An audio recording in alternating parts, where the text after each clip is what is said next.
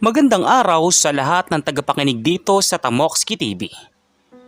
Ang kwento natin ngayon ay tungkol sa isang lalaki na tinawanan at ininsulto ng lahat dahil akala nila ay simpleng janitor lang siya. Pero sa uli, lahat sila ay napahiya at hindi makapaniwala sa katotohanang nabunyag. Handa na ba kayong malaman ang buong kwento? Bago tayo magpatuloy ay maaari po ba ako makahingi ng isang subscribe at like sa kwentong ito? At sinisigurado ko po na darating sa inyo ang napakalaking blessings. Kaya hindi ko na po patatagalin ang ating kwento at simulan na po natin. 10 taon na ang nakalipas mula noong gumraduate sila sa high school. Inimbitahan si John sa kanilang grand class reunion na gaganapin sa pinakamagarang resort sa buong probinsya, ang Sunset View Resort. Ang resort na iyon ay pag-aari mismo ni John. Binuo niya iyon mula sa sipag at tiyaga, matapos ang ilang taong paghihirap at pangungutya mula sa ibang tao. Noong mga estudyante pa sila, si John ang laging target ng tukso. Mahirap lang ang pamilya niya. Luma ang damit at madalas ay walang baon. Si Kobe ang laging nangunguna sa panglalait sa kanya. At si Dada naman, ang babaeng kinagigiliwan niya noon, ay hindi man lang siya pinapansin at tinatawag pa siyang pulis na walang baril. Dahil sa pangarap niyang umasenso balang araw. Dahil gusto niyang makita kung may nagbago ba sa ugali ng mga kaklase niya pagkalipas ng isang dekada, nakaisip siya ng isang plano. Kausap niya ang manager ng resort niya at sinabing magpapanggap siyang bagong hire na janitor sa araw ng reunion. Nagsuot siya ng simpleng uniforme, lumang sapatos at nagdala ng walis at basahan. Walang may alam sa tunay niyang pagkatao maliban sa manager niya. Sa araw ng reunion, maaga siyang dumating sa venue. Pumasok siya sa loob ng malawak na function hall kung saan abala na ang mga kaklase niya sa pag-aayos ng sarili, pagpapapicture at kwentuhan. Agad na napunta ang atensyon nila kay John nang makita siyang nagwawalis sa gilid. Hala, siya ba yan? Si John ba yun? Grabe naman. Akala ko kung saan na napunta. Naging janitor lang pala dito sa resort. Nako Kobe, wag mo na siyang pansinin. Dati nga pangarap pa akong ligawan yan eh. Buti na lang, hindi ako pumayag nung high school kami. Kung hindi, baka ngayon kasama ko na rin nagwawalis dito no? Sabay-sabay na tumawa ang buong klase. Ang iba ay bumubulong-bulong pa. Sinasabing sayang daw ang oras kung papansinin pa nila si John. Si John naman ay nanatiling kalmado lang. Ngumiti lang ng tipid at ipinagpatuloy ang paglilinis na parang walang naririnig. Gusto niyang makita hanggang sa naabot ang kabastusan at kayabangan ng mga tao doon. Lumipas ang ilang oras, nagsimula na ang programa. Kumakain ang lahat, nagiinuman at nagpapalitan ng kwento tungkol sa kung anong narating nila sa buhay. Si Kobe ay nagyayabang na manager na daw siya sa isang malaking kumpanya. May sariling kotse at bahay. Si Dada naman ay pinagmamalaki na engaged na siya sa isang engineer at namumuhay na daw sila sa Maynila. Tuwing dadaan si Jan para pulutin ang mga kalat o punasan ng natapong inumin, laging may binabato sa kanyang salita na nakakainsulto. Hoy, janitor! Pahingi nga ng ice dito. Bilisan mo ha. Bayad namin kayo dito. Alam mo ba kung magkano binayad namin per head? Sigurado, mas mahal pa yun kaysa sa sweldo mo sa isang buwan no? Sabi ni Kobe. Tumango na lang si Jan at kinuha ang ice para ibigay kay Kobe. Nakita niya sa mga mata ng mga kaklase niya ang panghusga at pangmamaliit. Wala man lang nagtanong kung kamusta na siya o kung ano ang pinagkakaabala niya. Ang tanging nakikita lang nila ay ang uniforme ng janitor na suot niya. Sa part na ito, ramdam na ramdam ni John na hindi pala nagbabago ang ibang tao. Ang yaman at estado sa buhay lang ang tinitingnan nila. Hindi ang ugali o kung sino ka talaga. Pero hindi pa tapos ang plano ni John. May malaking sorpresa siyang inihahanda para sa lahat ng mga susunod na parte ng kwento. Habang tumatagal ang selebrasyon, lalong lumalala ang panglalait ni Kobe at Dada kay Jan. Akala nila dahil janitor lang ang tingin nila sa kanya, pwede na nilang gawin at sabihin ng kahit ano. Wala man lang kahit isa sa mga kaklase nila ang tumayo para ipagtanggol si Jan. Lahat sila ay sumasang-ayon at tumatawa sa mga biro ni Kobe na nakakabastos na. Isang pagkakataon, nahulog ni Jan ang plato na hawak niya at nabasag ito. Agad na kumalat ang ingay ng basag na porselana at tumahimik ang buong hall. Lahat ng mata ay nakatingin kay Jan. Naku naman, ang clumsy mo naman. Alam mo bang mahal yung mga plato na yan? Siraulo ka ba? Baka ipabayad pa yan sa sweldo mo, tapos wala ka nang matanggap sa katapusan eh. Sumisigaw na sabi ni Dada. Dada, tama na. Baka maiyak pa yan oh. Pero seryoso dyan, ang hina mo talaga. Dati sa school, puro bagsak ka. Ngayon, puro gamit naman ang sinisira mo. Wala ka talagang mararating no. Sayang ang buhay mo. Tumawa ulit ang lahat. Si Jan ay yumuko lang at pinulot ang mga bubog at nagsorry ng mahinahon. Pasensya na po. Aayusin ko na po agad. Sabi niya. Pero sa loob-loob niya, nandoon pa rin ang sakit. Hindi dahil sa sinabi nila, kundi dahil sa katotohanan ganun pa rin sila ka-judgmental at kasama ang mga taong minsan niyang tinuring na kaibigan. Maya-maya, may inanunsyo ang MC ng reunion. Sabi niya, may nakareserbang magarang dinner buffet at pre-flow ng drinks para sa lahat. At may magandang surprise gift pa para sa bawat isa na galing daw sa may-ari ng resort. Dahil doon ay naghiyawan ang lahat sa tuwa. Siyempre naman, kilala kong may-ari rito no. Kaibigan ko yan. Si Mr. Cruz yan. Dati kong boss sa construction.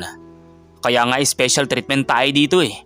Dahil ako nakiusap sa kanya, nabigyan tayo ng discount at extra freebies. Akong bahala sa inyo mga classmate. Nagmamayabang na sabi ni Kobe. Nagpalakpakan ang lahat at pinuri si Kobe. Ang galing mo talaga Kobe. Salamat pare. Sabi ng iba. Si Jan na nasa gilid lang at nakikinig ay napangiti na lamang sa sarili. Alam niyang hindi si Mr. Cruz ang may-ari, kundi siya mismo. At hindi dahil kay Kobe nakuha ang discount at freebies, kundi dahil siya mismo ang nag-utos sa manager na ibigay lahat ng iyon para sa reunion nila. Lumapit si Jan kay Kobe para kunin ang pinagkainan nila ni Dada. Ang bagal mo naman. Oh, dyan mo ilagay ang tray. At punasan mo nga itong mesa. Ang dumi na oh. Huwag kang magpapahinga ha. Bayad kayo dito para magtrabaho. Alam mo ba kung magkano ang halaga ng resort na ito? Bilyonaryo ang may-ari niyan. Tapos ikaw janitor lang. Ang layo ng agwat nyo. Sabi ni Kobe habang bagyang tinulak ang braso ni Jan. Oo nga no. Buti na lang talaga. Pinili ko yung may maayos na trabaho at may future. Kasi kung si Jan ang pinili ko noon, siguro hanggang ngayon naghihikaos na ako. Sayang naman ang ganda ko kung magiging asawa lang ng isang janitor. Sabi ni Dada. Hindi sumagot si Jan. Umalis na lang siya dala ang mga pinagkainan. Ramdam niya ang init ng ulo pero pinigilan niya ito. Naisip niya malapit na malaman ng lahat ang totoo. Malapit na silang mapahiya sa mga sinasabi at ginagawa nila. Sa part na ito, kitang-kita kung paano nila minaliit si Jan base lang sa itsura at trabaho. Hindi nila alam na ang taong tinatapakan nila ay ang mismong may-ari ng lugar na pinagkakaabalahan nila. Gabi na at lalong sumigla ang party. May mga sumasayaw, may mga nagkukwentuhan, at syempre, hindi mawawala ang pagyayabangan kina Kobe at Dada. Biglang dumating ang manager ng resort na naka-formal attire at naglakad papunta sa gitna ng hall. Tahimik ang lahat at nakatingin sa kanya. Magandang gabi po sa inyong lahat. Nais ko lang pong ipaalam na sa loob ng 15 minutes ay aakyat na po dito sa entablado ang may-ari ng Sunset View Resort para batiin kayo at personal na ibigay ang mga regalo at special token na inihanda niya para sa bawat isa sa inyo ngayong gabi. Sabi ng manager. Naghiyawan at nagpalakpakan ang buong hall sa tuwa. Lalong lumaki ang ulo ni Kobe at tumayo para ipakita ang sarili. Kita nyo na, sabi ko sa inyo kilalang kilala ako dito. Kaya huwag kayong mag-alala, lahat tayo ay may sasaloy na mamahaling regalo. Galing sa may-ari. Ako pa ba? Hindi naman ako basta-basta nakikipagkaibigan, di ba? Kaya special treatment talaga tayo dito. Pagmamayabang ni Kobe. Lalong napahalakhak ang buong klase at lalong pinuri si Kobe. Si Dada naman ay yumakap pa sa braso ni Kobe at bumulong ng malakas para marinig ng lahat. Ang galing talaga ng baby ko. Sana all may koneksyon sa mayayaman. Sabi ni Dada. Habang naghihintay ang lahat na may dumating, biglang dumilim ang buong hall at tumunog ang marangyang musika. Isang maliwanag na spotlight ang tumutok sa pinto ng entrance. Dahan-dahang pumasok ang isang lalaki. At doon, natigilan ang lahat. Si Jan nga iyon.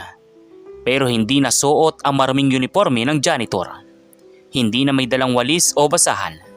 Kundi, nakaeleganting itim na tailored suit siya. Makintabang sapatos at iba na ang dating. Parang tunay na boss na mayaman. Respetado at kilala. Jan? Ikaw ba yan? Anong nangyayari dito? Bakit ganyan ang suot mo? Nanginginig ang boses na sabi ni Dada. Wala pare.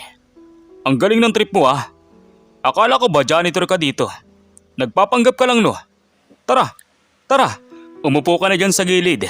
Baka pagalitan ka pa ng boss nyo Baka matanggal ka pa sa trabaho niyan Sabi ni Kobe. Tumatawa ng pilit at akala niya ay nagpapanggap lang si Jan. Hindi sumagot agad si Jan. Dahan-dahan siyang naglakad papunta sa entablado. Kasunod ang manager ng resort na yumuko ng malalim sa kanya bilang tanda ng matinding paggalang. Kinuha ni Jan ang mikropono at tumingin sa buong hall na ngayon ay tahimik na parang sementeryo. Magandang gabi sa inyong lahat. Ako nga pala si Jan, ang may-ari nitong Sunset View Resort. At yung janitor na tinawanan nyo kanina. Pinaglalait nyo, minaliit nyo, at inutusan na parang aso kanina. Ako rin yon. Parang binagsakan ng langit at lupa ang lahat. Namutla si Kobe at Dada. Parang gusto nilang lumubog sa kinatatayuan nila sa sobrang hiya at takot. Lahat ng masasakit na salita, lahat ng panginsulto, lahat ng pangmamaliit na binitawan nila kanina. Narinig at nakita lahat ng taong may-ari mismo ng lugar na iyon. Ilang minuto ang lumipas na walang gumagalaw o umiimik sa loob ng function hall. Tanging tunog lang ng aircon at ang malakas na tibok ng puso ng bawat isa ang maririnig. Hindi pa rin makaget over ang lahat na yung taong tinuring nilang walang kwenta at walang mararating ay ang mismong bilyonaryong may-ari ng resort na pinagkakaabalahan nila. Si Kobe naman na kanila lang ay sobrang yabang at lakas manghamon. Ngayon ay nakayuko lang. Pinagpapawisan ng malamig at hindi magawang tumingin sa entablado. Si Dada naman na kanina lang ay ang lakas mangasar at magyabang na buti na lang hindi siya pumayag ligawan ni Jan. Ngayon ay namumula na sa iya at takot kung ano ang gagawin ni Jan sa kanila. Alam nyo, 10 taon nang nakalipas simula nang gumraduate tayo. Noong high school kami, ako yung laging tinatawanan, yung laging pinaglalaroan, yung walang pera, luma ang damit at walang pambaon. Tandang-tanda ko pa, sinabi niyo noon na wala akong mararating, na maghihikaos lang ako habang buhay, na pang janitor lang ang kaya kong gawin. Tumigil saglit si Jan sa sinasabi niya. Tiningnan isa-isa ang mga mukha nila. Yung iba ay yumuko, yung iba ay napayakap sa sarili sa iya. Kaya nung inimbita ako sa reunion na to, naisip ko, subukan natin kung nagbago na ba kayo. kung natuto na ba kayong tumingin sa tao, hindi base sa damit, sa pera, o sa trabaho. Kaya nagpanggap akong janitor. Gusto ko makita kung may kahit isa man lang sa inyo ang babati sa akin. Magtatanong kung kamusta na ba ako o kahit tratuhin man lang ako ng maayos. Napalunok si Kobe, pilit na umayos ng upo at naglakas loob na magsalita. Jan, pre, hindi namin alam eh. Akala namin janitor ka talaga. Nagbibiro lang kami no. Walang halong sama ng loob. Magkaklase tayo di ba? Jan, baby, alam mo naman na mahal kita noon di ba? Crush kita talaga dati eh. Nagpapanggap lang ako na matari kasi nahiya ako. Yung sinasabi ko kanina, biro lang yun. Alam ko naman na aasenso ka talaga. Sabi ni Dada, nanginginig ang boses at pilit ngumingiti kay Jan. Napangiti naman ang mapait si Jan. Umiling siya at sumagot. Huwag na nating dagdagan ng kahihiyan. Narinig ko lahat ng sinabi nyo. Yung sinabi mong, buti na lang, hindi ako pumayag na ligawan niya ako. Baka nagwawalis na rin ako ngayon. Yan ay galing sa mismong bibig mo, Dada. At ikaw, Kobe, sinabi mo, mas mahal pang binayad nyo kaysa sa sweldo ko sa isang buwan. Na wala akong mararating. Nasira ulo ako. Natameme silang dalawa at walang masabi. Alam nyo, hindi masamang maging janitor. Respeto ang kulang sa inyo. Kahit ano pang trabaho ng tao, dapat tratuhin nyo sila ng maayos. Kasi hindi base sa trabaho o yaman na susukat ang halaga ng isang tao. Tumingin si Jan sa manager at tumango. Gaya ng sabi kanina, may regalo para sa lahat. Pero may kondisyon. Lahat ng regalo, libre ang pagkain at ang buong event na ito. Libre para sa lahat, maliban kay Kobe at Dada. Nagbulungan ang lahat. Nanlaki ang mata ng dalawa. Kayong dalawa, babayaran niyo ang buong halaga ng venue, pagkain at lahat ng gastos. Full price, walang discount. At simula ngayon, bawal na kayong pumasok sa kahit anong branch ng resort ko sa buong bansa. Lumabas kayo. Parang tinakasan ng dugo sina Kobe at Dada. Alam nila na sobrang mahal ng gastos sa resort na to. Mahigit 200,000 pesos ang babayaran nila para sa buong event na iyon. Pera na pwedeng pang isang taon nilang gastusin o pang down payment ng bahay. Diyan naman eh. Grabe naman yan. Magkaklase tayo oh. Huwag naman ganyan kalupit. Patawarin mo na kami. Nagkamali lang kami. Nadala lang ng kwentuhan kanina. Naiyak naman si Dada at tumagulgol. Jan, please, huwag ganun. Mahal kitang talaga. Pwede tayong maging okay. Bati na tayo please. Kahit ano gagawin ko. Sabi ni Dada. Wala namang emosyon si Jan at ang boses ay seryoso. Sinabi ko na lumabas kayo.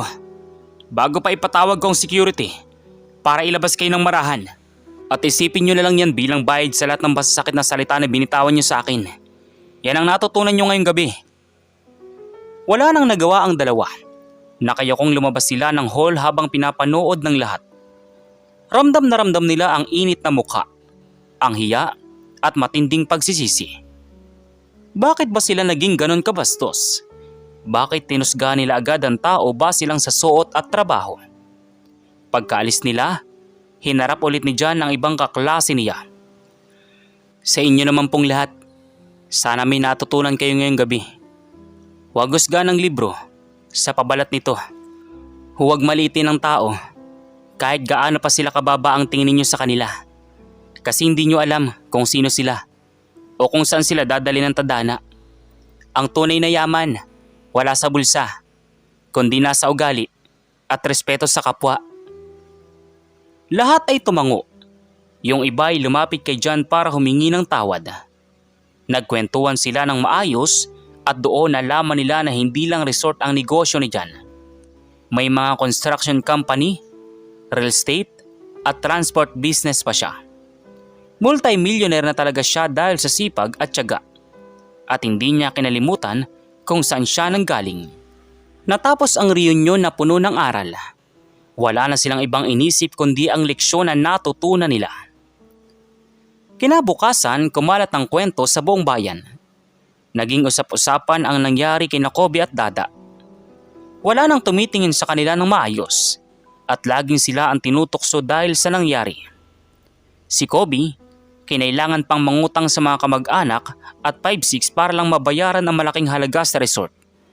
At hanggang ngayon, binabayaran pa rin niya iyon. Si Dada naman, iniwan pa ng fiancé na engineer dahil nalaman ng lalaki ang ginawa niya at sinabing ayaw niya ng asawang walang respeto sa kapwa. Samantala si Jan, patuloy na umasenso. Marami siyang tinulungan, lalo na yung mga mahihirap at mga taong hindi minamadali ng iba. Patunay siya na kahit galing ka sa hirap, makakaahon ka basta may sipag, tiyaga at mabuting puso. Hindi lang sa negosyo umusbong ang tagumpay ni Jan, kundi pati na rin sa puso niya na puno ng kabutihan. Dahil alam niya kung ano ang pakiramdam ng walang-wala, minaliit at tinatapakan. Sinigurado niyang hindi niya mararanasan iyon ng ibang tao. Binuo niya ang programang Tulay sa Asenso, kung saan nagbibigay siya ng libreng puhunan, scholarship at trabaho sa mga kabataan at pamilyang nangangailangan. Walang iniinging kapalit. Walang tinatanong na estado sa buhay. Basta may sipag at determinasyon, tutulungan niya.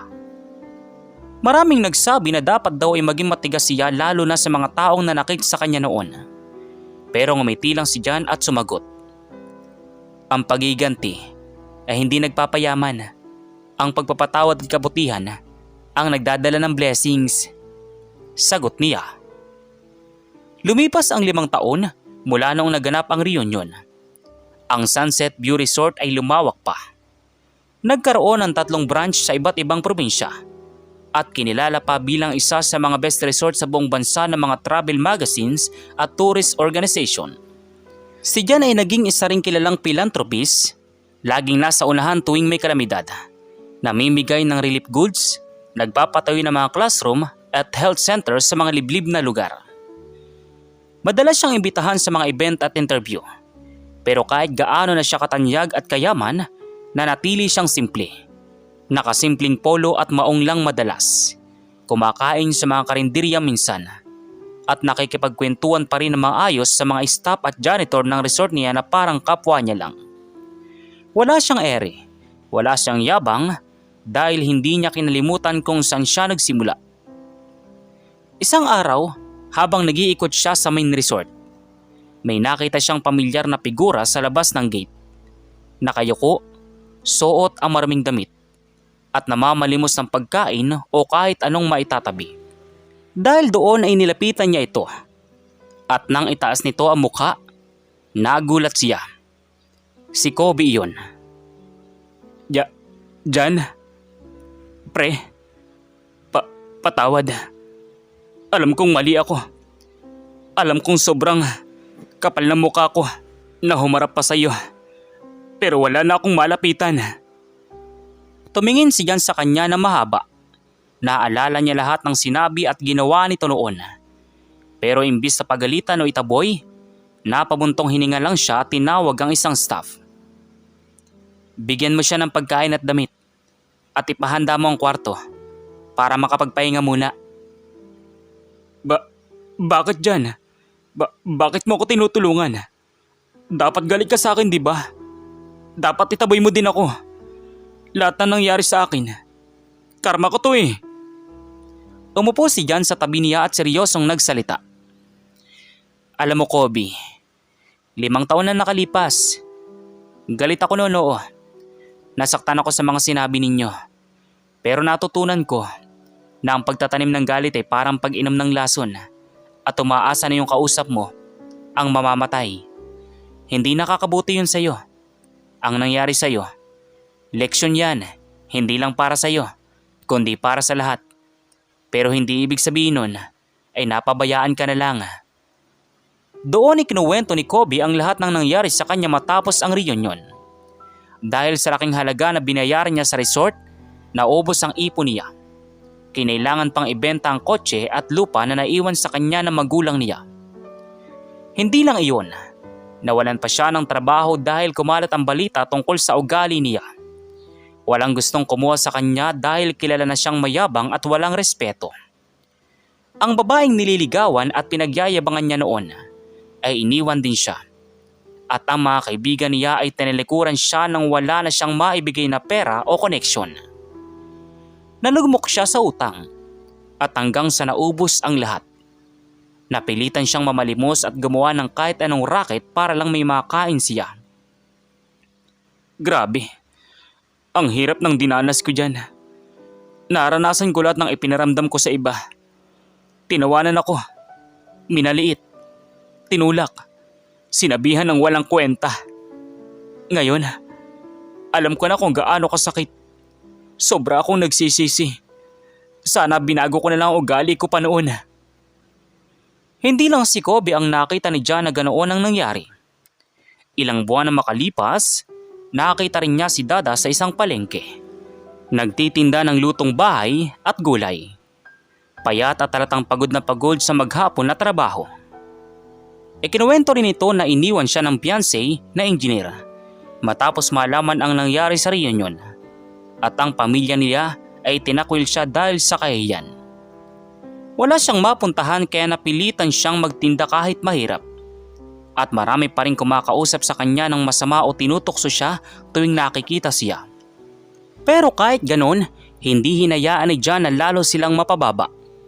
Binigyan niya sila ng pagkakataon, hindi para maging manager o biglaang yumaman, kundi trabaho na pasok sa kakayahan nila. At tinuruan sila kung paano bumangon ulit ng marangal.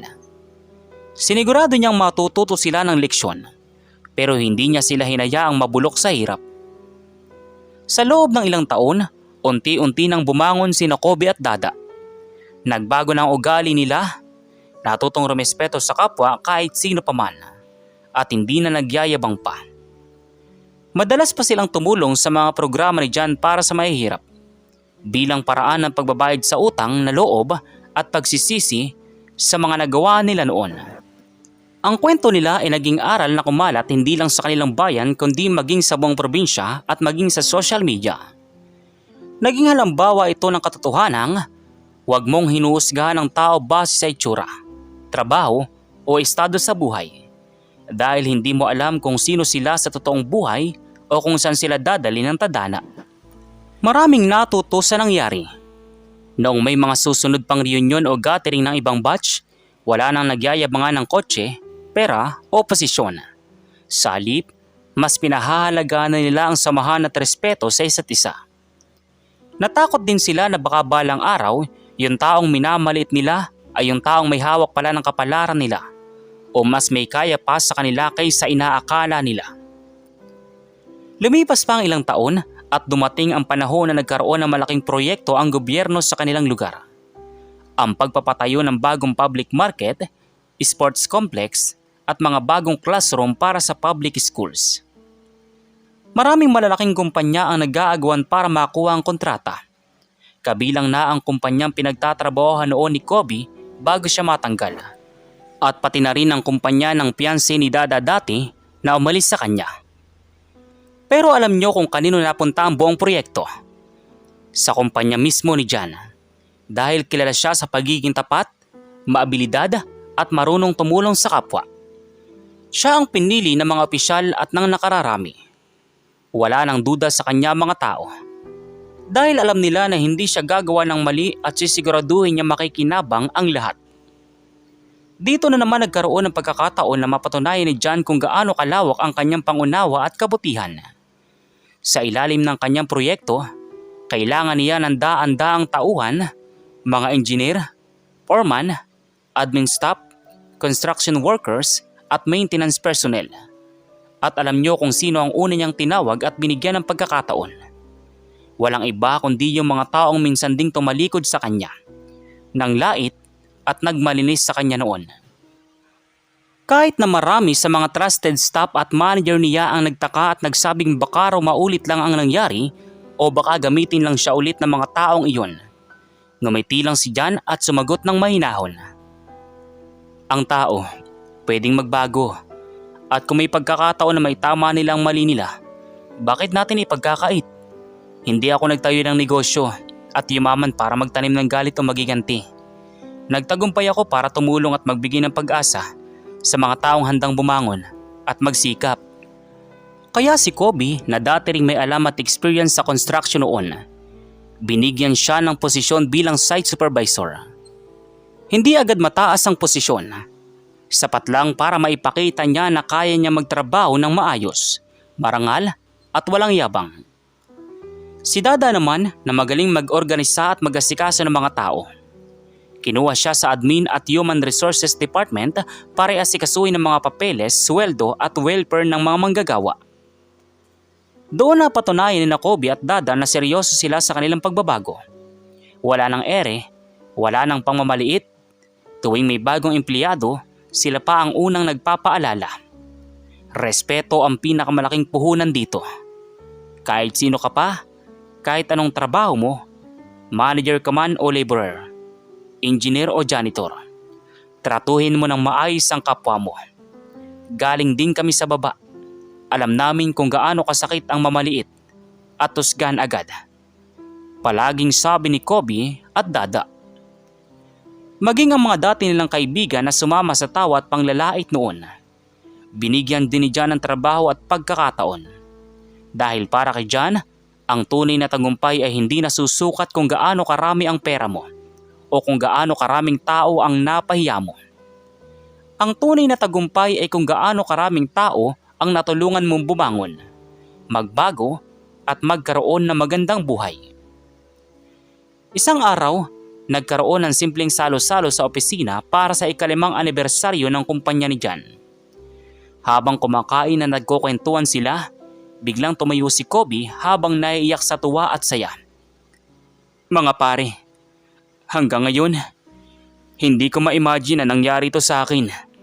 Dati, akala ko ang yaman ay nasa mamahaling kotse, malaking bahay, at may impluwensyang kaibigan. Akala kong pagiging mataas ay yung nasa taas ka at pwedeng mamaliit ng iba para lang magmukha ka magaling. Pero dahil kay John, natutunan ko lang tunay na yaman ay nasa puso mo. At ang tunay na taas ay yung marunong kang yumuko para tulungan ang mga nasa baba. Sumagot naman si Dada na namumula rin sa iya at tuwa. Ako rin, sobrang nagsisisi sa lahat ng nasabi at ginawa ko noon. Kung hindi dahil sa kabutihan at pagpapatawad ni John, baka hanggang ngayon, nasa kalsada pa ako. Naghihirap at tinutokso ng lahat. Pinatunayan niya na hindi hadlang ang nakaraan para magbago at maging mabuting tao. Basta't may sinseridad at pagsisisi. Tumayo naman si John at hinarap ang lahat. Nakangiti ng simple at payapa. Wala akong hinihinging pasasalamat sa inyo. Ang gusto ko lang, dalhin ninyo ang aral na ito saan man kayo makarating. Huwag na huwag niyong kakalimutan kung saan kayo nanggaling. At huwag na huwag niyong kakalimutan na rumespeto sa kapwa. Maliit man o malaking estado sa buhay. Dahil sa uli, lahat tayo pantay-pantay lang sa mata ng Diyos. Ang pera nawawala, ang posisyon natatapos. Pero ang mabuting ugali at respeto, mananatili habang buhay. Doon nagtapos ang kwento ng buhay nila. Pero ang aral na iniwan nito ay mananatili at ipapasa-pasa pa sa mga susunod na henerasyon. Si Jan, mula sa pagiging mahirap na laging tinatawanan at minamaliit, naging matagumpay na negosyante at mabuting halimbawa sa lahat. Sina Kobe at Dada mula sa pagiging mayayabang at mapangmata. Natutong bumaba, rumespeto at tumulong din sa kapwa. Ito ang patunay na ang sipag at tiyaga may ginhawang kapalit. Ang kabutihan at pagpapatawad mas malakas at mas matimbang kaysa sa pagiganti. At ang respeto, ito ang pinakamahalagang yaman na pwedeng taglayin ng sinuman, mayaman man o mahirap. Kaya mga katamokski, sa susunod na makakita kayo ng tao, kahit anong suot, kahit anong trabaho, ay tratuhin nyo sila ng maayos dahil hindi nyo alam, baka yung taong minamaliit nyo ngayon ay yung taong tutulong sa inyo bukas o mas may kaya pa pala sa inyo kaysa sa inaakala ninyo. Kayo, ano pong masasabi nyo sa kwento natin ngayong araw? At kung ano mga aral po ang mga natutunan ninyo? Maaari nyo po bang i-comment doon sa baba dun sa comment section para muli ko pong mabasa. So once again, inuulit ko pong muli. Ako si Tamoxki TV. Kita-kita tayong muli sa mga susunod nating maraming mga video. Thank you and God bless you all. Peace out.